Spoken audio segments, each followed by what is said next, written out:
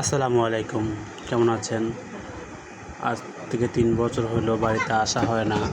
তো ঘর উঠানোর পর থেকে মা ছিল, মা মারা যাওয়ার পর থেকে আসা হইলো না।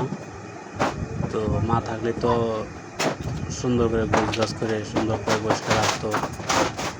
তো মা নাই দেখা নিজে আজ বাড়িতে আসলাম। বাড়িতে এসে সম্পূর্ণ ঘরের ময়লা আবর্জনা যা আছে পরিষ্কার করলাম, কারণ আমরা মা মারার পর থেকে আসা হয় না।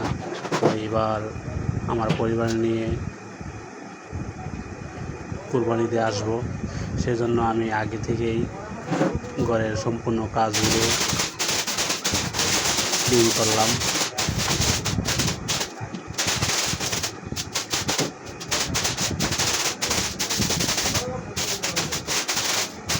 তো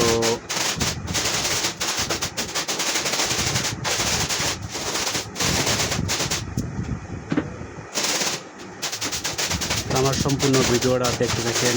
আমার নিজের ঘরের নিজের কাজগুলো নিজেই করতেছি।